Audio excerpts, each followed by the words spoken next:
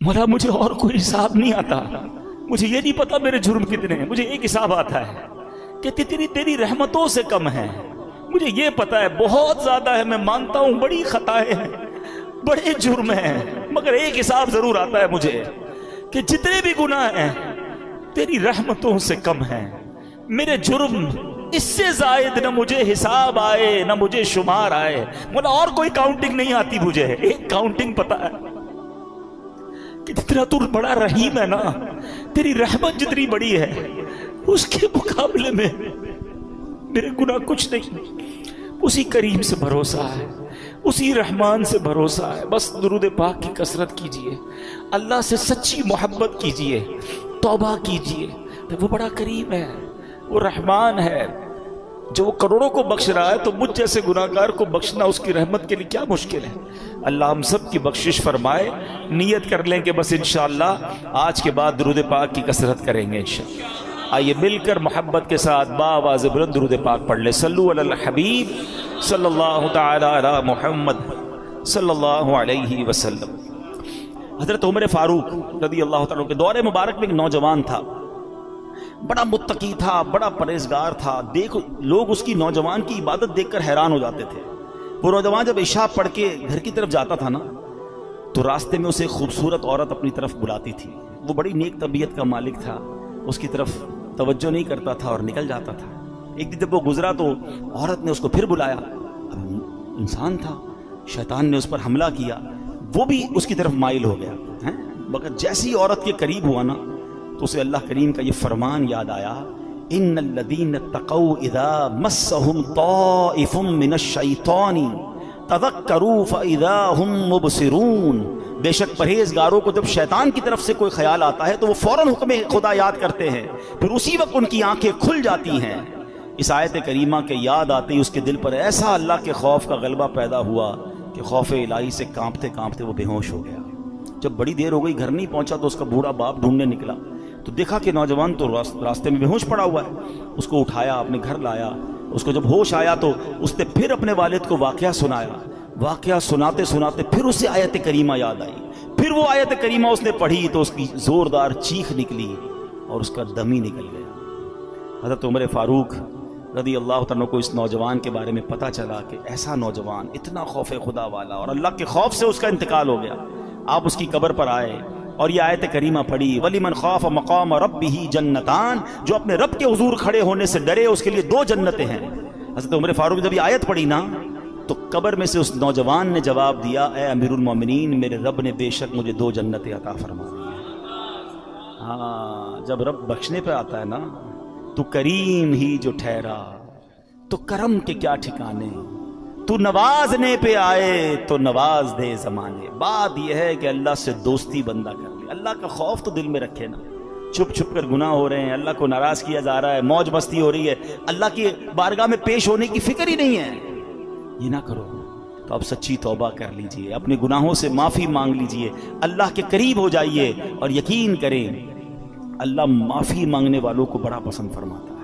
وہ ایسے نوازتا ہے نا، آئے ہے۔ ابھی آپ نے ایک واقعہ سنا، ایک اور واقعہ سناتا ہوں، پھر بیان کمپلیٹ کرتے ہیں۔ ایک کسائی تھا، قصاب، ٹھیک ہے، اور اس کی ایک پڑوس کے اندر ایک خادمہ تھی، کام کرنے والی تھی، وہ اس کو بڑی پسند تھی، اس کی نیت اس کے بارے میں خراب تھی۔ تو ایک دن وہ کہیں جا رہی تھی تو یہ بھی اس کے پیچھے پیچھے ہو لیا۔ جب قریب پہنچا تو وہ خادمہ کہتی کہ دیکھو میرے قریب مت آؤ، دل تو میرا بھی تمہاری طرف مائل ہے، مگر یہ کام جو ہے نا یہ اللہ کو پسند نہیں ہے، اللہ کا خوف کرو، مجھے اللہ سے ڈر لگتا ہے۔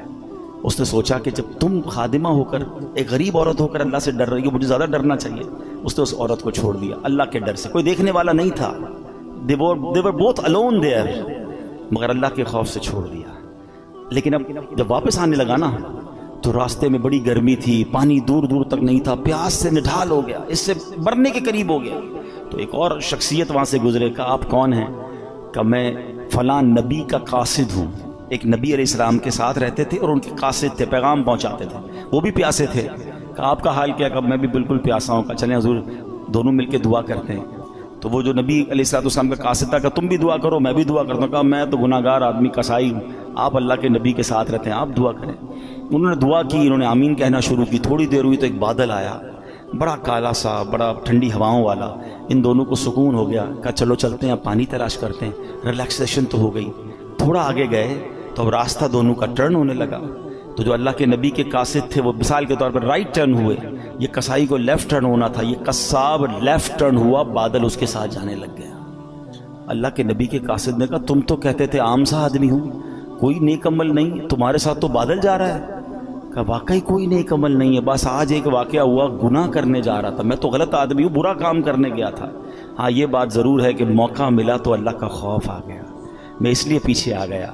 وہ اللہ کے نبی کے قاصد کہتے ہیں کہ توبہ کرنے والوں پر رب ایسے ہی انعام فرماتا ہے. آئے ہائے، ہم گناہ کریں، اسے ناراض کریں اور توبہ کر لیں تو وہ کیسے معاف فرماتا ہے. حضرت موسیٰ علیہ السلام کے دور کا ہی واقعہ ہے نا. ایک گاؤں میں بارش نہیں ہو رہی تھی.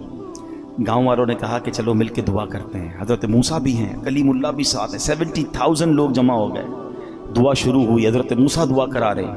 ایوری بڈی ایکسپیکٹنگ کہ اللہ کے نبی ساتھ ہے، کلیم اللہ ہے، بارش تو ہونی ہے، اتنا بڑا مجمع ہے. نو رین، نو کلاؤڈ، بالکل کلین اسکائی. حضرت موسیٰ نے کہا یا اللہ میں دعا کر رہا ہوں، اتنے لوگ آمین کہہ رہے ہیں، بارش نہیں ہو رہی. فرمایا موسیٰ اس پورے مجمع میں ایک بندہ ہے جو پچھلے 40 سال سے مجھے ناراض کر رہا ہے، جب تک وہ بندہ اس مجمع میں ہے نا بارش نہیں ہونی. تو حضرت موسیٰ نے کہا کہ یا اللہ میں اس بندے تک کیسے یہ بات پہنچاؤں. کہ تو کھڑے ہو کر اعلان کر، تیرا کام آواز لگانا پہنچانا میری ذمہ داری ہے. حضرت موسیٰ کھڑے ہو گئے. آپ نے کروایا اے وہ شخص جو 40 سال سے اللہ کی نافرمانی کر رہا ہے، تیری وجہ سے بارش نہیں ہو رہی، تو نکل جائے اس مجمع سے. اب وہ بندہ تو تھا اس کے اندر. اب وہ کبھی دائیں دیکھے کبھی بائیں دیکھے کہ شاید کوئی کھڑا ہو جائے گا، شاید کوئی نکلے گا، کوئی نہیں نکلا. وہ سمجھ گیا بات میری ہو رہی ہے. اب وہ سوچنے لگا کہ میں کھڑا ہو گیا تو پورے شہر کو پتہ چل جائے گا کہ میں ہی وہ گناہ گار ہوں. اس نے پتہ کیا چادر اوڑی اور اللہ کی بارگاہ میں کہتا یا اللہ آج ذلیل ہونے سے بچا دے. میں ہی وہ شخص ہوں، مانتا ہوں میں نے بڑے گناہ کیے، مگر مولا آج میں ذلیل ہو جاؤں گا. لاجیکلی بتاؤ اس کا ذلیل ہونا بنتا تھا کہ نہیں؟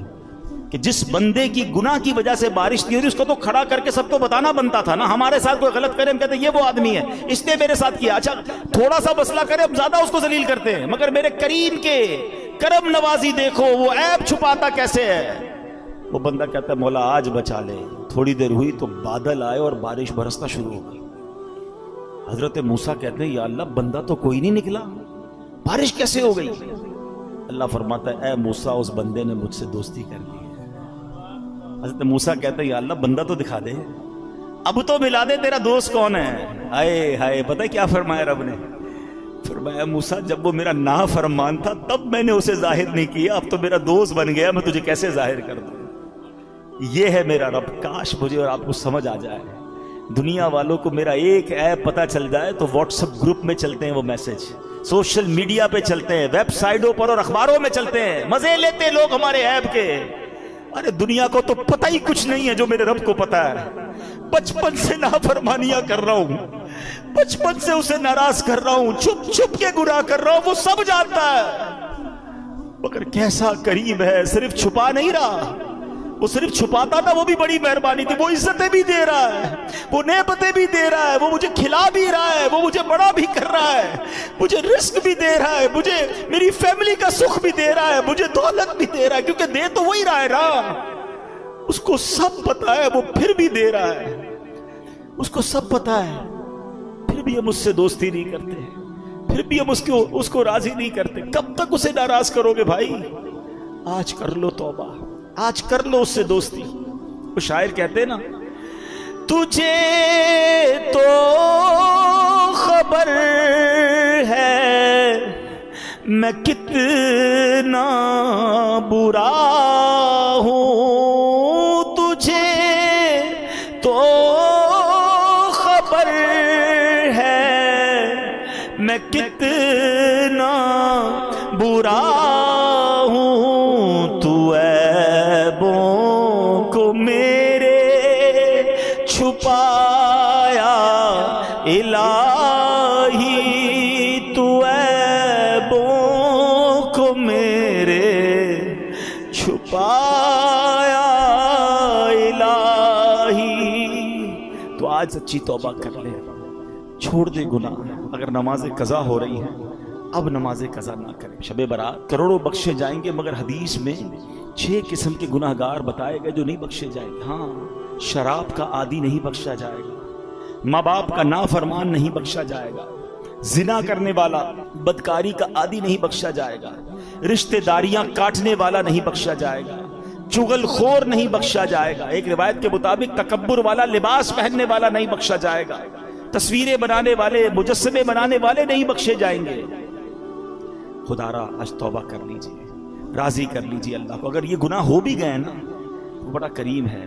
توبہ کریں اور نیت کریں کہ آج کے بعد ہماری کوئی نماز قضا نہیں ہوگی.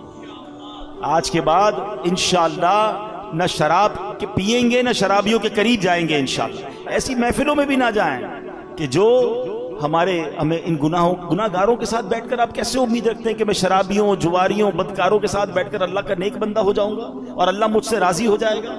تھوڑے دنوں پہلے تو کووڈ وائرس آیا تھا، ڈسٹنس کیسا رکھتے تھے؟ Social distance. سوشل کتنا سمجھ آ گئی تھی، نہیں بھائی دور رکھو اس کو، اس کے اندر وائرس ہے یا وائرس جیسی سمٹمز ہیں. ادھر لعنت برس رہی ہے شرابیوں پر، تم اس کے ساتھ بیٹھے ہو. جو بدکار ہیں، جو جوئے کھیل رہے ہیں، آپ کہتے ہیں میں نہیں پیتا میں بیٹھتا ہوں. کیوں بیٹھنا ہے ان کے ساتھ؟ جدھر میرا رب ناراض ادھر اس کے ساتھ میں نے کیوں بیٹھنا ہے؟ اچھی محفلوں میں آیا کریں، اچھے لوگوں میں بیٹھا کریں. دعوت اسلامی کا ماحول آپ کے سامنے جو الحمدللہ ہمیں اللہ کی رحمت سے ہمیں نیک لوگوں کے ساتھ بیٹھ کر سدھرنے کا موقع ملتا ہے. اور قبر اگر روشن کرنی ہے نا، آج قبر کی بات ہو رہی ہے نا، تو قبر روشن کرنے کے لیے سب سے پہلی چیز عقیدہ ہے.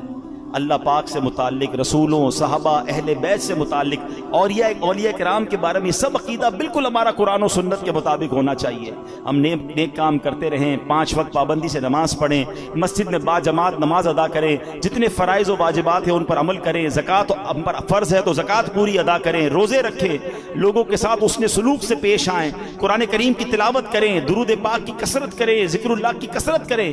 انشاءاللہ یہ سارے کام قبر روشن کرنے والے کام ہیں. اور سبحان اللہ ایک اور بڑا پیارا عمل ہے، حدیث پاک میں آیا ان الصدقہ لتطفئ علی اہلھا حر القبور. بے شک صدقہ کرنے والوں کو صدقہ قبر کی گرمی سے بچاتا ہے. وانما یستظل المؤمن یوم القیامۃ فی ظل صدقاتہ. اور بلا شبہ مسلمان قیامت کے دن اپنے صدقے کے سائے میں ہوگا. خوب صدقہ و خیرات کرنا چاہیے. حدیث پاک میں آتا ہے صدقہ برائیوں کے 70 دروازوں کو بند کرتا ہے. صدقہ دینے والا قیامت کے دن اپنے صدقے کے سائے میں ہوگا. صدقہ گناہوں کو ایسے مٹا دیتا ہے جیسے آگ پانی کو بجھا دیتا ہے. تو ان مہینوں میں اللہ کی راہ میں خرچ کریں، اپنے غریب مسلمانوں پر خرچ کریں، اپنے رشتہ داروں پر خرچ کریں، اپنے ملازمین پر ذرا تھوڑی سی آسانی کریں. اچھا ہم ایک بڑا جملہ آج کہنے لگ گئے ہیں، بھائی مشکل ہو تو مجھ سے مانگ لینا، چاہیے ہو تو مجھے بتا دینا. سفید پوش آدمی بتائے گا نہیں آپ کو. میں آپ کو ایک فارمولہ بتا دیتا ہوں، ویسے آپ کو بھی پتا ہے لیکن شاید وہ سمجھنے کے لیے لوگ تیار نہیں ہیں. جس کی بھی اس وقت 40-50 ہزار سے کم آمدنی ہے نا، وہ بیچارہ ہینڈ ٹو ماؤتھ ہی ہے. وہ نہ بھی بتائے تو آپ اس کو دے دیں، اس کو ضرورت ہے. یعنی ہم کیوں یہ کہتے ہیں کوئی مجھے مانگے تب میں دوں گا؟ آپ مانگنے پر مجبور کر رہے ہیں آپ کو، اور مجھے رب بن مانگے نہیں دے رہا. آپ یہ بنو نا. اب ہم سحری افطاریاں بہت سارے لوگ مسجدوں میں کراتے ہیں، میں کہتا ہوں کرانا چاہیے، لیکن آپ سوچیں مسجد میں نمازی پھر بھی سحری افطاری میں بہت اچھا کھا لیتے ہیں. کئی ہماری بہنیں مسجد میں تو نہیں آ سکتی نا، ان کے گھر میں کیا بنتا ہوگا؟ آپ گھروں میں پہنچانے کی عادت بنائیں. گھروں روڈوں پہ سحری افطاری ہو رہی ہے ٹھیک ہے، لیکن اس سے زیادہ ضروری ہے کہ آپ بغیر بتائے کسی کے دروازے پر آپ کے، میں کہتا ہوں ڈھونڈنے کی بھی ضرورت نہیں ہے. آپ کے اپنے ملازمین دیکھ لو یار، آپ کے اپنے رشتہ دار دیکھ لو، اپنے پڑوسی دیکھ لو. 40,000 سے جس کا اسکیل 50,000 سے نیچے ہے نا، آپ اس کو راشن بھیجو گے وہ خوشی خوشی رکھ لے گا. یہ پچھلے دنوں کی بات ہے، ایک بھائی بتا رہے تھے ہم راشن بانٹ رہے تھے تو ایک بندہ آیا اور اس راشن بانٹنے والے کو کہتا ہے میں اپنے داماد کے ساتھ آیا ہوں اس لیے ابھی تو میں آپ سے راشن نہیں مانگ رہا، میں تھوڑی دیر بعد آؤں گا تو مجھے دے دینا. اور اس نے دیکھا کہ وہ چھوٹی کون سی گاڑی ہوتی ہے FX، بولے اس گاڑی میں آیا تھا حالانکہ، مگر اس کو بھی راشن کی ضرورت تھی. سب لوگ ہینڈ ٹو ماؤتھ چل رہے ہیں. غریب آدمی کے پاس فروٹ لینے کے پیسے نہیں ہیں. ہم میں سے کئی لوگ ہیں جن کے گھر میں روز فروٹ آتا ہے، شاید روز گوشت اور چکن بنتا ہے. ہمیں تو شاید گوشت اور چکن کا دام بھی نہیں پتا، ہم میں سے کئی لوگ وہ ہیں. مگر پوچھے نا غریب آدمی سے، ہفتہ گزر جاتا ہے، اس کے گھر میں بھی روزہ ہو رہا ہے، اس کے گھر میں بھی افطار ہو رہی ہے. یہ وقت ہے جنت کمانے کا، یہ وقت ہے نیکیاں کمانے کا.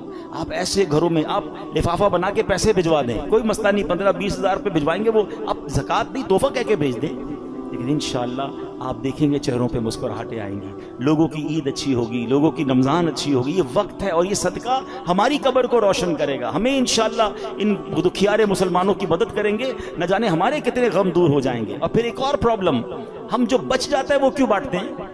کھانا بچ گیا تو غریب کو دے دیں. اس بار ایک پلان کیجئے گا, آپ بے شک 100 آدمی کو افطار نہ کرائیں, آپ اپنے گھر میں جو افطار کرتے ہیں نا, سب سے پہلے آپ کی افطار سے پہلے افطار نکالیں اور وہ اپنے ملازم کو دیں, وہی افطار وہ پہلے کھائے, آپ کے ساتھ یا تو بیٹھ کے کھائے یا کم از کم وہ تو کھائے جو آپ کھا رہے ہیں. ہم جو بچتا ہے وہ اس کو کھلاتے ہیں, جو پھینکنے کا ہوتا ہے وہ کپڑا دیتے. نہیں, اللہ ہمیں کیسا دے رہا ہے اور ہم اللہ کی راہ میں کیسا دے رہے ہیں.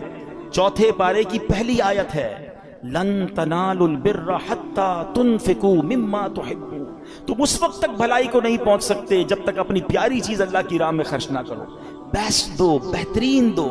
ایک بزرگ تھے, ان کو اچھا بھروسہ بھی بڑا تھا, یہ اللہ کرے وہ بلیف بھی ہمیں مل جائے. وہ کہتے ہیں کہ ان کے گھر میں کوئی فقیر آیا پیسے لینے کے لیے, تو اپنی زوجہ کو کہا کہ کچھ ہے, تو اس نے کہا 4 انڈے ہیں, صرف کھانے کے لیے 4 ہی انڈے ہیں, 4 دے دو. 4 دے دیے. جب 4 دے دیے تو کہا تھوڑی دیر میں انشاءاللہ آ جائیں گے. اتنا بھروسہ تھا. تھوڑی دیر ہوئی تو دروازہ کھٹکھٹایا گیا, ایک بندہ آیا, ایک ٹوکری دے کر گیا. زوجہ سے کہا ذرا دیکھو کیا ہے. کہا کسی آپ کے دوست نے تحفہ بھجوایا ہے. کہا کیا ہے؟ کہا انڈے ہی ہیں. کہا چیک کرو کتنے. کہا 30 ہے. کہا 30 کس حساب سے آئے؟ دیے تو 4 تھے, ایک کے 10 آنے چاہیے. لیول آف بلیف, عقیدہ کتنا مضبوط تھا. 40 آنے چاہیے. کتنے ہیں؟ کہا 30 ہیں. دوبارہ گنو. کہتی حضور ہیں تو 40 مگر 10 ٹوٹے ہوئے ہیں. 30 پورے ہیں, 10 ٹوٹے ہوئے ہیں. کہا سچ سچ بتاؤ جو تم نے 4 دیے تھے اس کی کنڈیشن کیا تھی؟ کہا حضور ہم نے بھی جو 4 دیے تھے نا, 3 پورے تھے, 1 ٹوٹا ہوا تھا. بات آئی سمجھ؟ پورے دو گے پورے ملیں گے, ٹوٹے دو گے ٹوٹے ملیں گے. اب سمجھ جاؤ دیتے کیا ہو. بچا ہوا پھینکنے والا وہ اللہ کی راہ میں دینا ہے. پھر کیا ایکسپیکٹ کرو گے؟ ارے دو نا دل کھول کے, بہترین سب سے اچھا اللہ کی راہ میں دو. دوبارہ جملہ یاد کر لو, پورے دو گے پورے ملیں گے, ٹوٹے دو گے ٹوٹے. ہم تو جو بچتا ہے وہ اللہ کی راہ میں دینا ہے. بلکہ اتنا پتہ نہیں دنیا سے محبت اتنی ہو گئی ہے. ابھی اگر مسجد کے لیے اعلان ہو نا چندہ دیں, چلو سخاوت کا آج ذہن بن بھی گیا بھائی 100 روپے دینے, 500 روپے دینے. پرس نکالا, 2 100 کے نوٹ ہیں, ایک کڑک والا ایک پرانا پھٹنے والا. سچ بتاؤ مسجد کے ڈبے میں کون سا ڈالتے ہیں؟ کیوں پرانا نیا والا 102 کا نہیں ہے, وہ بھی 100 کا ہے. اللہ کی راہ میں دینا نا, وہ یار یہ والا دے دو یار, یہ نکالو. کمال ہے. اپنے بچے کے لیے برانڈڈ چیز لینی ہے, اللہ کی راہ میں پھینکنے والی چیز دینی ہے. اللہ دل دیکھتا ہے. اللہ کو تھوڑی چاہیے ان چیزوں کی, اللہ کی بارگاہ میں تھوڑی جاتی ہے میری چیزیں. وہ دل دیکھ رہا ہے کہ یہ بندہ جب بھی میری راہ میں خرچ کرتا ہے, جو اس کے کام کا نہیں وہ خرچ کرتا ہے. کہیں ایسا نہ ہو کہ اپنی رحمتوں کو وہ روک لے. جب وہ بے گنے دے رہا ہے, میری اوقات سے بڑھ کر دے رہا ہے, تو بانٹو نا. بھائی زکوٰۃ پوری ہو گئی, بھائی ہم نے حساب کر لیا, اب اور نہیں دینے. ارے بھائی نیکی کا کام آیا, دے دو, کوئی بات نہیں, اللہ بھی تو دے رہا ہے. زکوٰۃ سے اوپر دینا منع تو نہیں ہے, صدقہ دینا منع تو نہیں ہے, تو خرچ کیا کریں. حضرت وہاب بن منبہ کہتے ہیں کہ حضرت ابراہیم خلیل اللہ مدینہ والے صلی اللہ علیہ وسلم, ٹھیک ہے, یہ اللہ کے خلیل, اللہ کے دوست. اور موضوع میرا آج نہیں ہے لیکن باتیں ذہن میں آتی جا رہی ہیں. میرے بچے بھی ہیں, ینگسٹر بھی ہیں. حضرت ابراہیم علیہ السلام کو ضرور پڑھیں. He is one of the amazing personality of the history of universe. کمال شخصیت ہیں. حضرت ابراہیم کی بہت ساری شانیں ہیں, مگر جو کمال کی بات میں آپ کو بتاؤں کہ چار جو آسمانی مذاہب ہیں نا, ان 4 مذہبوں میں حضرت ابراہیم کا ادب ہے, آپ کا احترام ہے, وہ تمام آپ کو مانتے ہیں. نمبر 1. نمبر 2, آپ ابو الانبیاء ہیں. حضرت ابراہیم کے بعد جتنے نبی آئے وہ سب آپ کی اولاد میں سے, اس لیے آپ کو ابو الانبیاء بھی کہا جاتا ہے. بہرحال اب حضرت ابراہیم علیہ السلام کو حکم ملا کہ رخت سفر باندھیں, دنیا کا سفر کریں اور ہمارے عجائبات دیکھیں, اللہ کی قدرت کے نظارے دیکھیں. تو آپ نے رخت سفر باندھا اور روانہ ہو گئے. تو چلتے چلتے جب آپ ساحل سمندر کے قریب پہنچے تو وہاں آپ کو ایک غلام دکھائی دیا جو بکریاں لیے جا رہا تھا. حضرت ابراہیم علیہ السلام نے اس سے پوچھا کہ اے غلام, کیا تمہارے پاس پانی یا دودھ ہے؟ تو عرض کیا جی ہے, جو آپ کہیں آپ کو پیش کر دوں گا. آپ کو کیا چاہیے آپ بتائیے, پانی چاہیے یا دودھ چاہیے؟ تو حضرت ابراہیم نے کہا کہ پانی پلا دو. اس نے اپنا ڈنڈا اٹھایا اور قریبی چٹان کے پاس گیا, وہاں رک کر کچھ بولا, چٹان پر اس نے اپنا عصا مارا تو چٹان سے پانی کا چشمہ جاری ہو گیا. حضرت ابراہیم کو اس نے پانی بھر کے پانی پلا دیا. اچھا, حضرت ابراہیم نے بھی اپنا تعارف نہیں کرایا تھا کہ آپ کون ہیں, آپ نے پانی پیا اور حیرت سے غلام کو دیکھنے لگے. تو اس نے, غلام نے دیکھا کہ بڑے حیران ہو رہے تھے. کہا آپ کو حیرانی کیوں ہو رہی ہے؟ تو کہا حیرانی نہیں ہوگی, تم نے جا کے لکڑی ماری, ڈنڈے ماری اور پتھر سے پانی نکل آیا. تو کہا میں آپ کو راز بتاؤں؟ تو کہا بتاؤ. کہ مجھے پتا چلا ہے کہ اللہ کے ایک نبی ہیں اور اللہ پاک نے انہیں اپنا خلیل بنایا ہے, اور میں خلیل اللہ کے وسیلے سے جو بھی مانگتا ہوں نا اللہ مجھے عطا فرما دیتا ہے. میں بھی اس چٹان پر گیا تھا, میں نے اسی خلیل اللہ کا نام لیا تو پانی کا چشمہ آ گیا. حضرت ابراہیم نے کہا کہ میں ہی وہ خلیل اللہ جسے اللہ پاک نے خلیل بنایا. اللہ اکبر. یہ سن کر تو غلام کی خوشی کی انتہا نہیں رہی کہ میں تو روز جس کے وسیلے سے کام کر رہا ہوں وہ آج میرے سامنے آ گئے. وہ کہتے نا, وہ آئے ہمارے گھر خدا کی قدرت ہے, کبھی ہم ان کو کبھی اپنے گھر کو دیکھتے ہیں. دل ہی دل میں اپنی قسمت پر فخر کر رہا تھا. کہتے واقعی سچ بتا دیں آپ ہی خلیل اللہ ہیں؟ حضرت ابراہیم فرماتے ہیں ہاں میں ہی خلیل اللہ ہوں. اللہ اکبر. یہ سننا تھا کہ وہ غلام بے ہوش ہو کر گرا, یعنی خوشی کے مارے اسے کنٹرول نہیں ہوا اور اس کی روح قبض ہو گئی. روایت میں آتا ہے اس وقت آسمان سے ایک نور اترا اور اس نور نے خوش نصیب غلام کی لاش کو ڈھانپ لیا. جب وہ نور چھٹا تو پتہ نہیں چلا وہ لاش کہاں گئی. وہ نور سے اٹھا لیا گیا یا زمین میں دفن کر دیا گیا. یہ ایک واقعہ آپ کے ساتھ ہوا. آپ اور آگے بڑھے, ایک پہاڑ پر پہنچے, وہاں ایک گھر تھا, اس کے 2 دروازے تھے. آپ علیہ السلام اندر داخل ہوئے. اندر ایک تخت تھا, اس کے اوپر کسی کی لاش رکھی ہوئی تھی اور اس کے اوپر 70 خوبصورت حلے, خوبصورت لباس ڈالے ہوئے تھے اور سر کے پاس ایک تختی رکھی ہوئی تھی. لاش, اس کے اوپر 70 قسم کے ڈریسز اور ایک تختی تھی. تو حضرت ابراہیم علیہ السلام نے جب اس تختی کو پڑھا تو اس پر پتہ ہے کیا لکھا تھا؟ میں شداد بن عاد ہوں, میں 1000 سال زندہ رہا, میں نے 1000 لشکروں کو شکست دی, میں نے ہی شہر ارم بنایا, مگر افسوس جب میری موت کا وقت قریب آیا تو میری ساری تدبیریں رد ہو گئیں. میں نے دنیا بھر سے ڈاکٹروں کو جمع کیا, کوئی بھی میری موت کو ٹال نہ سکا. بس جس نے بھی مجھے دیکھا اب اسے دنیا کے دھوکے میں نہیں آنا چاہیے. اے لوگو, خود پر دنیا کے دروازے تنگ رکھو. تم اتنی بادشاہت کے مالک نہیں ہو جیسی بادشاہت کا مالک میں تھا. تم اتنا عرصہ زندہ نہیں رہے, نہ رہو گے جتنا عرصہ میں زندہ رہا. تم اتنا جمع نہیں کر سکو گے جتنا میں نے جمع کیا.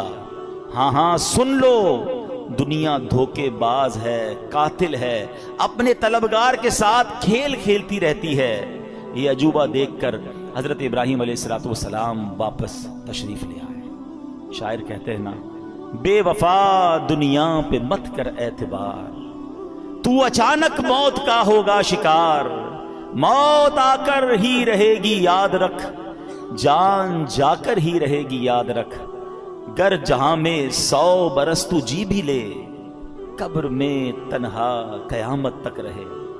جب فرشتہ موت کا چھا جائے گا پھر بچا تجھ کو نہ کوئی پائے گا. موت آئی پہلوان بھی چل دیے, خوبصورت نوجوان بھی چل دیے. دنیا میں رہ جائے گا یہ دبدبا, زور تیرا خاک میں مل جائے گا. 2 واقعات, اور ان دونوں واقعات میں ہمارے لیے بہت کچھ سیکھنے کو ہے. پہلا خوش نصیب, کیسا غلام تھا, کیسا عقیدہ تھا, کیا اللہ کے نبی سے محبت تھی, اور اس عقیدے کی برکت دیکھیں کہ ان کے وسیلے سے جو مانگتا تھا اللہ عطا فرما دیتا تھا. ایکچولی یہ جو دعائیں ہیں نا, ان دعاؤں میں جو مین چیز ہوتی ہے نا وہ آپ کا بلیف کا اسٹینڈرڈ کتنا ہے, لیول بلیف کیا ہے. اس کو محبت اتنی تھی حضرت ابراہیم سے, بھروسہ اتنا تھا اللہ پر کہ میں خلیل اللہ کا وسیلہ جب اللہ کی بارگاہ میں پیش کروں گا اللہ میری مشکلیں ٹال دے گا, میری مصیبتیں حل کر دے گا. اور ایسا ہی ہوتا تھا. اس سے پتہ چلا کہ حضرت ابراہیم علیہ السلام کی شان بھی کیا ہے, اور اس واقعے سے یہ بھی پتہ چلا کہ اللہ والوں کا وسیلہ بارگاہ الہی میں دینے سے بعض اوقات کام ہو جاتے ہیں, اور اس میں کوئی حرج نہیں ہے. یہ تابعی بزرگ واقعہ بیان کر رہے ہیں, اس سے یہ سیکھنے کو مل رہا ہے کہ اللہ والوں کا وسیلہ پیش کر کے اللہ کی بارگاہ میں دعا مانگیں تو دعائیں قبول ہوتی ہیں۔ بہرحال دوسرا واقعہ جو تھا وہ بڑا ہی عبرت انگیز ہے، ہمارے لائف سٹائل کے حوالے سے وہ بڑا ریلیونٹ ہے۔ شداد کون تھا؟ بڑے روب و دبدبے والا بادشاہ تھا، یہ غیر مسلم تھا، اور اس کے بارے میں اس نے کیا کیا تھا کہ اس نے جنت کا ذکر سن رکھا تھا غیر مسلم، مگر اسے سن رکھا تھا کہ مرنے کے بعد مسلمانوں کے پاس ایک کانسیپٹ ہے کہ جنت میں ان کو ڈالا جائے گا، تو اس نے کہا میں مرنے کا انتظار کیوں کروں اور مسلمان کیوں ہوں، میں خود ہی جنت بنا لیتا ہوں۔ شداد کی جنت دنیا میں مشہور تھی، اس نے کیا کیا، ایک عظیم شہر بنایا۔ ہم کیا امیجن کرتے ہیں حدیثوں میں نا کہ سونے کی اینٹیں ہوں گی، اس نے لٹرلی سونے کی اینٹوں سے محل بنائے، زبرجد اور یاقوت کے ستون کھڑے کیے، سنگریزوں کی جگہ خوبصورت موتی بچھا دیے، ہر محل کے گرد جواہرات بچھا کر اوپر نہریں جاری کی، طرح طرح کے درخت اگائے، غرض ایسا عظیم شہر بنایا، نہ دنیا میں اس سے پہلے کوئی ایسی سٹی کریٹ ہوئی نہ اس کے بعد کبھی ہوئی۔ اور جب شہر مکمل ہو گیا نا، یعنی یہ شداد کا واقعہ کوئی افسانہ نہیں ہے، قرآن میں اس کا ذکر موجود ہے۔ اللہ قرآن میں فرماتا ہے فَصَبَّ عَلَيْهِمْ رَبُّكَ صَوْتَ عَذَابٍ إِنَّ رَبَّكَ لَبِالْمِرْصَادِ، تو ان پر تمہارے رب نے عذاب کا کوڑا برسایا، بے شک تمہارا رب یقیناً دیکھ رہا ہے۔ اللہ اکبر، اتنی دولت، اتنا مال، مگر ہوا کیا کہ شداد اس شہر میں قدم بھی نہیں رکھ سکا۔ جب وہ کریٹ ہو گیا، جب اس کی اوپننگ سیریمنی کا وقت آیا، شداد کو بلایا گیا کہ جناب اب آپ نے اس شہر میں داخل ہونا ہے جو آپ نے جنت دنیا میں بنائی ہے، مگر اس سے پہلے اسے موت نے آ لیا۔ جہاں میں ہے عبرت کے ہر سو نمونے، مگر تجھ کو اندھا کیا رنگ و بو نے، کبھی غور سے بھی یہ دیکھا ہے تو نے، جو آباد تھے وہ محل اب ہیں سونے، جگہ جی لگانے کی دنیا نہیں ہے، یہ عبرت کی جا ہے تماشا نہیں ہے۔ ایسے کئی واقعات آپ نے بھی دیکھے ہوں گے، اپنی لائف میں دیکھے ہوں گے۔ بڑی تیاری کرتا ہے انسان، بڑی پلاننگ کرتا ہے، ابھی یہاں پہنچنا ہے، ابھی یہ گھر کمپلیٹ کروں گا، ابھی یہ بلڈنگ بنا لوں گا، ابھی بزنس سیٹل کروں گا، ابھی فلاں ملک پہنچ جاؤں گا، اور اچانک اس کی زندگی کا وقت پورا ہو جاتا ہے۔ آپ کو پتہ ہے شب برات جو رات ہے، وہ رات کون سی رات ہے کہ اس رات فیصلے ہونے ہیں، اس رات یہ لکھا جانا ہے۔ جی ہاں، روایتوں میں مضمون ملتا ہے کہ یہ وہ رات ہے کہ جس رات یہ ڈیسیشن لیا جائے گا کہ اگلے سال کس نے مرنا ہے۔ یہ وہ رات ہے جس رات فیہا یفرق کل امر حکیم، قرآن کہتا ہے اس رات میں ہر حکمت والا کام بانٹ دیا جاتا ہے۔ نصف شعبان کی جب رات آتی ہے نا، حضرت عطا بن یسار فرماتے ہیں کہ 15th نائٹ آف شعبان جب رات آتی ہے تو حضرت ملک الموت کو ایک چھوٹی کتاب، ایک صحیفہ دیا جاتا ہے، حکم دیا جاتا ہے، اس میں جن کے نام لکھے ہیں ان کی روح اس سال قبض کر لینا۔ یہ ڈیوٹی دے دی جائے گی کہ اس اگلے سال میں کس نے دنیا سے جانا ہے۔ وہ آپ فرماتے ہیں آدمی شادی بیاہ میں مصروف ہوتا ہے، گھر کی تعمیر و ترقی میں لگا ہوتا ہے، جبکہ اس کا نام مردوں کی فہرست میں لکھا جا چکا ہوتا ہے۔ بے وفا دنیا پہ مت کر اعتبار، تو اچانک موت کا ہوگا شکار، موت آ کر ہی رہے گی یاد رکھ، جان جا کر ہی رہے گی یاد رکھ۔ ذرا تھوڑا سا امیجن کرو نا، 2023 شب برات میں ہمارے ساتھ کچھ لوگ تھے جو آج نہیں ہیں۔ اٹ مینز ان کا نام اس رات ڈیسائیڈ ہو چکا تھا اور وہ ڈیلیور کر دیا گیا تھا۔ ہمیں نہیں، ان کو بھی نہیں پتا تھا، ہمیں بھی نہیں لگتا تھا یار یہ تو آس پاس ہی رہتے ہیں، یار یہ کدھر جائے گا، مگر he is not with us right now. کہاں ہیں؟ اپنی قبر میں۔ اگلی شب برات پھر آنی ہے، ہو سکتا ہے پھر مسجد میں اجتماع ہوگا، ہو سکتا ہے میں نہ ہوں، ہو سکتا ہے آپ نہ ہوں۔ کس بات کا غرور ہے یار، کس بات کی پلاننگ ہے؟ اتنے جنازے اٹھنے کے بعد بھی ہمارے اوپر غفلت ہے۔ میں ریسنٹلی ایک واقعہ ہوا ہے، بہت ہی میرے کلوز فرینڈ ہے، میں نام نہیں لوں گا، ان کے رشتہ دار یہاں موجود ہیں، مگر اس لیے وہ واقعہ بیان کر رہا ہوں کہ بہت کچھ سیکھنے کو ہے ہمارے لیے اس میں۔ ابھی پچھلے دنوں کی بات ہے، دنیا بھر سے لوگ جرمنی میں جمع ہوتے ہیں، ایک بزنس جو ہے وہ ایگزیبیشن لگتا ہے، ایم ٹیکس ہیں، بڑے بڑے بزنس مین جاتے ہیں وہاں پر۔ اس بار اتفاقاً مجھے بھی جانے کا موقع ملا، ہماری نیت بزنس کی نہیں تھی، ہم الحمدللہ یہ نیت لے کر گئے تھے کہ جب دنیا بھر کے بزنس کمیونٹی کے لوگ جمع ہو رہے ہیں تو کیوں نہ ہم، ویسے ہی جرمنی میں دعوت اسلامی کا بڑا کام ہے، تو ہم نے سوچا کہ ہم اپنا دعوت اسلامی کا کام بھی دیکھ لیں گے اور اس ایگزیبیشن میں جا کر بھی اسلام کی دعوت، نیکی کی دعوت اور لوگوں کو اللہ رسول کی بات پہنچائیں گے۔ میرے بہت اچھے وہ دوست بھی تھے، بہت، اگر وہ آج حیات ہوتے تو آج ہمارے اجتماع میں ہوتے، وہ اس مسجد میں بھی اجتماع میں آتے تھے، اتنا ہماری، یعنی سمجھ لیں ہماری اس فیملی کا حصہ تھے وہ، ٹھیک ہے نا۔ کیا ہوا اب دیکھیں، مطلب کہاں موت آ سکتی ہے، کیسے موت آ سکتی ہے، اب ذرا سمجھیے گا۔ اچھا میں اور آپ آج تک جب بھی جہاز میں بیٹھے ہیں ہمیں ایک ہی ٹینشن ہوتی ہے، جہاز گر نہ جائے، ایسا ہی ہے نا، سیٹ بیلٹ باندھ لیں، جہاز جب ببل کرتا ہے تو ہمیں گھبراہٹ ہوتی ہے کہ یار جہاز کریش ہو گیا تو مر جائیں گے۔ وہ جہاز میں بیٹھے، وہ جہاز کریش نہیں ہوا، 200-300 مسافر تھے، سب جرمنی پہنچے، مگر جہاز میں کم و بیش 35,000 فٹ کی بلندی پر ان کی روح قبض ہو گئی۔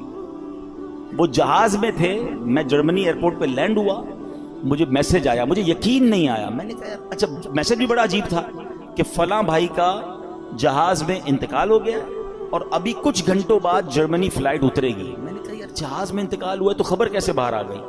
اب تو خیر جہاز میں انٹرنیٹ آ گیا ہے۔ اب میں نے ان کے رشتہ داروں کو تلاش کرنا شروع کیا، ان کے کچھ رشتہ دار بھی جرمنی میں تھے، میں نے ان کو فون کیا، میں بھی ایئرپورٹ پہ ہی ہوں، جرمنی فرینکفرٹ ایئرپورٹ پہ ہی تھا، جہاز سے اترا، مجھے میسج آیا، مجھے یقین نہیں آیا کیونکہ مجھے یہ پتا تھا کہ یہ سارے آ رہے ہیں جرمنی۔ ان کے رشتہ دار کو کال کیا، وہ کہتے ہیں ہمارے پاس بھی خبر آئی ہے اور جہاز سے ہی آئی ہے، لیکن ہم خود بھی شش و پنج میں کہ واقعی ایسا ہو گیا۔ تو میں نے کہا جہاز سے کیسے آ گئی؟ کہ ان کے کچھ دوست ساتھ تھے، انٹرنیٹ انہیں ملا، انہوں نے فوراً میسج کیا، اور اچھا اب فلائٹ کب لینڈ ہوگی؟ تو کہا فلائٹ ابھی 5 گھنٹے باقی ہیں یا 4 گھنٹے باقی ہیں۔ میں بھی انتظار کرتا رہا، بار بار ہم فون پہ رابطے میں رہے، اور جیسے ہی جہاز لینڈ ہوا تو یہ خبر پکی تھی کہ دبئی سے جب جہاز اڑا کچھ گھنٹے، 1 یا 2 گھنٹے بعد ان کی طبیعت بگڑی، جہاز میں جو بھی فرسٹ ایڈ دیا جا سکتا تھا دینے کی کوشش کی گئی، مگر ان کا وقت پورا ہو گیا۔ نماز پڑھ کر دبئی ایئرپورٹ پہ بتایا، انہوں نے وضو کیا، اسلامی اپنے دوستوں کو کہا چلو یار نماز پڑھ لیں، انہوں نے نماز پڑھی، ماشاءاللہ نیک آدمی تھے، نمازی آدمی تھے، ہماری محفل و اجتماعات میں آتے تھے، اور جہاز کے اندر ان کا انتقال ہو۔ اللہ پاک ان کی مغفرت فرمائے، ان کے درجات بلند فرمائے، جنت الفردوس میں اعلیٰ مقام عطا فرمائے۔ بہرحال الحمدللہ وہاں دعوت اسلامی کا نیٹ ورک تھا، وہاں پر ان کو ماشاءاللہ غسل بھی سنت کے مطابق دیا گیا، اللہ کی رحمت سے نگران شورا وہاں موجود تھے، انہوں نے جنازہ پڑھایا، دنیا بھر کے بزنس کمیونٹی کے لوگوں نے جنازے میں شرکت، دعوت اسلامی کا مرکز فرینکفرٹ فیضان مدینہ میں یہ سب ہوا۔ مطلب یوں دیکھا جائے تو آخری جو فیونرل تھا یا آخری جو ان کے جو رسمیں تھی وہ تو بہترین ہو گئی، لیکن ہم سب کو وہ ایک پیغام دے کر گئے، جگہ جی لگانے کی دنیا نہیں ہے، یہ عبرت کی جا ہے تماشا نہیں۔ اب بھی اگر مجھے اور آپ کو احساس نہیں ہوگا کہ میں کبھی بھی مر سکتا ہوں، یعنی پلان اتنے سارے کرنے والا کیوں نہیں سوچتا آگاہ اپنی موت سے کوئی بشر نہیں، سامان 100 برس کا ہے، پل کی خبر۔ آپ میں سے بہت سارے لوگ قبرستان گئے ہوں گے، جانا چاہیے، شب برات سنت ہے قبرستان، رشتہ داروں کی قبریں ہوتی ہیں، مرحومین کی قبریں ہیں، جانا چاہیے، فاتحہ پڑھنی چاہیے، لیکن 2 باتیں قبرستان کے حوالے سے بھی عرض کر دوں۔ قبرستان جب بھی جائیں، اگر آپ کی کسی ریلیٹیو کی قبر ہے اور وہ قبر ایسی جگہ پر ہے کہ جہاں آپ کو کئی قبریں پھلانگ کر پیر رکھ کے وہاں جانا پڑے گا تو پھر نہ جائیں، کیونکہ قبر پر پیر رکھنا ناجائز ہے، بلکہ ایسے راستے پر چلنا جس کے بارے میں یہ گمان ہو کہ یہاں پہلے قبریں تھیں اب راستہ بنایا گیا، وہاں بھی چلنا حرام ہے، تو نہ جائیں، ٹھیک ہے؟ آپ باہر ہو کے فاتحہ پڑھ لیں، انشاءاللہ آپ کی حاضری ہو جائے گی۔ السلام علیکم یا اہل القبور یغفر اللہ لنا ولکم وانتم سلفنا ونحن بالاثر، بڑی پیاری دعا ہے، اس دعا کا معنی بھی بڑا عبرت والا ہے۔ بات پتہ کیا ہے، ہم دعائیں پڑھتے ہیں اس کا معنی نہیں پتا ہوتا، اگر صرف اس ایک دعا کو سمجھ جاؤ نا تو جو میں بیان کر رہا ہوں آپ کو سمجھ آ جائے گا۔ دعا کیا ہے یاد بھی ہوگی آپ کو، السلام علیکم یا اہل القبوری، کیا معنی ہے؟ اے قبر والوں تم پر سلام ہو، یغفر اللہ لنا ولکم، اللہ تمہاری اور ہماری مغفرت فرمائے، وانتم سلفنا ونحن بالاثر، تم پہلے چلے گئے ہمیں پیچھے آنا ہے۔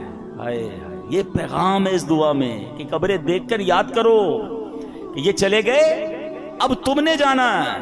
قبرستان جاتے ہیں پھر بھی چہرے پہ ہنسی ہے، پھر بھی انجوائمنٹ ہے، پھر بھی موبائل فون ہے، قبر کی کسی کو تدفین ہو رہی ہوتی ہے نا تو باہر وہاں بیٹھ کے سگریٹ پی رہے ہوتے ہیں، گپے لگا رہے ہوتے ہیں، بزنس کی باتیں کر رہے ہوتے ہیں۔ یار قبرستان جا کر تو یاد کر لو کہ کل میری باری آنے والی ہے۔ عبرت جس کو کہتے ہیں میسج لینے کا انداز ہی نہیں ہے۔ ہمارے بزرگان دین کیسے عبرت کے مدنی پھول لیتے تھے، لیکن ہمیں عبرت لینا نہیں آتا ہے. اب ذرا سوچیں. اچھا چلیں اس دعا میں ایک اور بات بھی سیکھ لیجئے. ماشاءاللہ وہی والی بات ہے نا, جو چیز سیکھنے کو مل جائے تو سیکھ لینی چاہیے. تو سیکھنی کیا ہے کہ اس میں کیا میسج ملا. دعا کیا ہے, دوبارہ دہرائیے گا, السلام علیکم یا اہل القبور. واہ بھائی واہ, مسئلہ تو حل ہو گیا اس دعا میں. حدیث پاک کی دعا ہے یہ, مشکات شریف میں دعا موجود ہے. اے قبر والو تم پر سلام ہو. قبرستان میں سارے اللہ کے ولی ہیں, بتاؤ نا, سارے ہی صحابہ ہیں, سارے جنتی ہیں. ہمیں کیا پتا ہے, شرابی کی بھی قبر ہے, کبابی کی بھی قبر ہے, نمازی کی بھی قبر ہے, نیک کی بھی قبر ہے, گناہ کا. اللہ سب کی مغفرت فرمائے. مگر عام مسلمانوں کو حدیث کیا بتا رہی ہے, یا اہل القبور, اے قبر والو تمہیں سلام ہو. بڑا سمپل سوال ہے, جب قبر والوں کو یا اہل القبور کہنا دعا سے حدیث سے ثابت ہے, ہم ادھر اگر اللہ کے ولی کو یا غوث اعظم کہتے ہیں تو کیا پرابلم ہے, یا رسول اللہ کہتے ہیں تو کیا پرابلم ہے. آپ تو گناہ گار کو یا اہل القبور کہنے کی اس دعا میں اجازت ہے, ہم تو اللہ کے نیک بندوں, اولیاء, صحابہ, اہل بیت کو پکارتے. پتہ نہیں کیوں ٹینشن کریٹ کی جاتی ہے. تو یہ چلے ایک مسئلہ بھی میں نے کہا عقیدے کا کلیئر کر دوں. ایک بڑی پیاری دعا آج میں نے بھی پہلی بار پڑھی, اس میں بھی کوئی حرج نہیں ہے, علم ہر بندہ سیکھ رہا ہوتا ہے. اور دعا کیا ہے, بسم اللہ الرحمن الرحیم, اللہم رب الاجسادی البالیتی والعظامی النخرتی التی خرجت من الدنیا وہی بکا مؤمنۃ ادخل علیہا روحا من عندک وسلاما منی. اب اس کا پہلے ترجمہ سنیے گا, پھر میں اس کی فضیلت بتاؤں. اے اللہ, اے گل جانے والے جسموں اور بوسیدہ ہڈیوں کے رب, جو دنیا سے ایمان کی حالت میں رخصت ہوئے, تو ان پر اپنی رحمت فرما اور ان کو میرا سلام پہنچا دے. اچھا یہ دعا جو ہے, اس کی جو فضیلت ہے شرح الصدور میں ہے کہ جو بندہ قبرستان میں داخل ہو کر یہ دعا پڑھے تو حضرت آدم سے لے کر دعا پڑھنے کے وقت تک جتنے مسلمان فوت ہوئے, یہ سب دعا پڑھنے والے کے لیے دعائے مغفرت کریں گے. یعنی اربوں مسلمان جو دنیا سے چلے گئے, اس کیونکہ ہم نے سب کے لیے دعا کر دی نا, تو وہ مردے بھی جو دنیا سے چلے گئے, پردہ فرما گئے, وہ ہمارے لیے دعا کریں گے. تو یہ شرح الصدور بڑی کمال کی کتاب ہے, امام جلال الدین سیوطی شافعی رحمۃ اللہ تعالی نے لکھی, اور انہوں نے اس میں یہ دعا لکھی ہے. دیکھیں جہاں ثواب کا موقع ملے, جہاں برکت کا موقع ملے, اسے اچیو کرنا چاہیے. فوراً ہی اگر کوئی اسکیم آتی ہے, فلاں بورڈ آتا ہے کہ یار یہاں یہ بار کیا آج کل کہتے ہیں وہ کوڈ یوز کر لو تو آپ کو اتنا % ڈسکاؤنٹ مل جائے گا, بندہ فوراً کوڈ نوٹ کر رہا ہوتا ہے, فوراً پکچر کھینچ لیتا ہے کہ یار یہ والے کوڈ سے یہ والی ویب سائٹ پہ فائدہ ہوگا.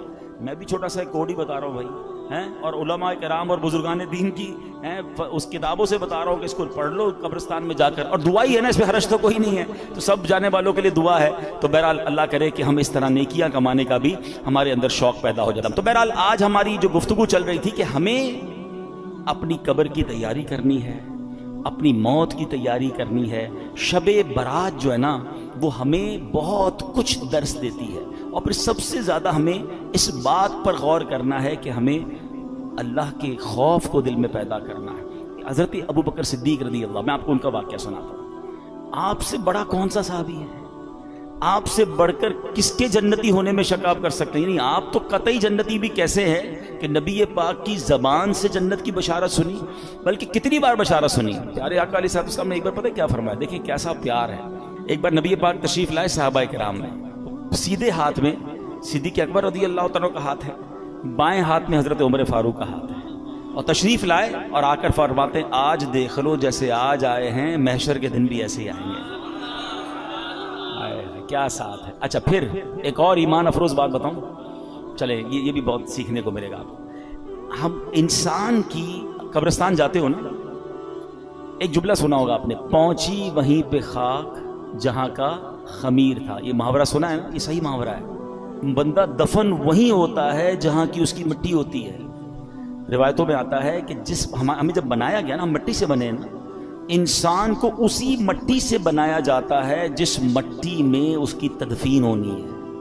آپ کے ساتھ کئی بار ایسا ہوا ہوگا. پھر ایک مجھے ہمارے اسی طرح کے دوست یاد آ گئے, تھوڑے دنوں پرانی بات ہے, کافی عرصے سے وہ کینیڈا میں رہتے تھے, بڑے بیمار تھے, بڑے مسائل ان کے چل رہے تھے. ان کو کہا گیا کہ یار آپ تھوڑے دنوں کے لیے پاکستان بھی آ جائیں. وہ پاکستان آئے اور آتے ہی دوسرے دن ان کا انتقال ہو گیا.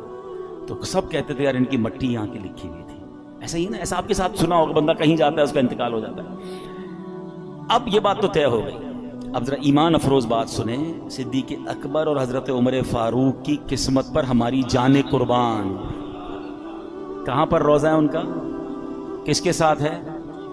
سنہری جالیوں کے پیچھے ہے نا. علماء کہتے ہیں جس مٹی سے نبی پاک کو بنایا گیا نا, اسی مبارک مٹی سے حضرت ابوبکر صدیق اور حضرت عمر کی تخلیق ہوئی تھی. ان کو تو اس وقت چن لیا گیا تھا. اور وہیں جبھی تو دیکھیں نا روضہ رسول میں پیارے آقا کے محبتوں کا صلہ ایسے کون دیتا ہے, سنہری جالیوں میں یار غار آپ سے ہیں. نبی پاک کے ساتھ جلوہ فرمایا. تو حضرت ابوبکر صدیق اس قدر بڑا مرتبہ. مگر خوف خدا دیکھو یار, ہم گناہوں سے بھرے ہوئے صبح و شام گناہ کریں اور شرم نہیں آتی, قبر یاد نہیں آتی, اللہ کی بارگاہ میں پیش ہونا یاد نہیں آتا. صدیق اکبر کو دیکھیں, فرماتے ہیں کہ آپ نے ایک دن بیٹھے ہوئے تھے, آخرت کے احوال پر غور و فکر کر رہے تھے. خیالوں ہی خیالوں میں قیامت کا منظر آپ کے سامنے آ رہا تھا کہ کیسے آسمانوں کو لپیٹ لیا جائے گا, کس طرح پہاڑ روئی کے گالوں کی طرح ہوا میں اڑیں گے, ستارے جھڑ جائیں گے, ایسے ہولناک انداز میں قیامت قائم ہوگی, پھر محشر کا میدان, میزان عمل, جنت اور دوزخ کا معاملہ. آپ غور کر رہے پھر اتنا خوف خدا کا غلبہ ہوا کہ آپ نے تڑپ کر کہا کہ کاش میں سبز گھاس ہوتا, مجھے کوئی جانور کھا جاتا, کاش مجھے پیدا ہی نہ کیا جاتا. کون کہہ رہا ہے؟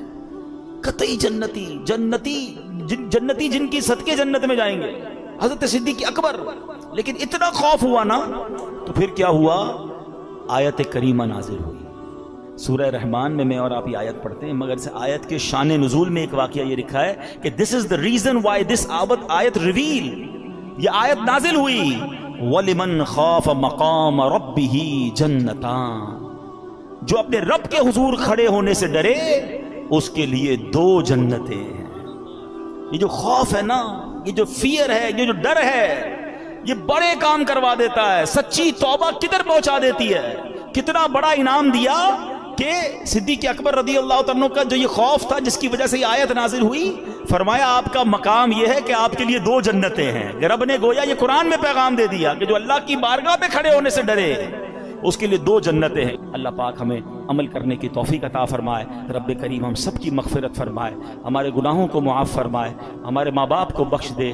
بس اللہ سے یہ دعا ہے ہمیں درازی عمر بالخیر عطا کر دے, ہمارے رزق میں برکت عطا فرما. آمین بجاہ النبی الامین صلی اللہ تعالی علیہ وسلم.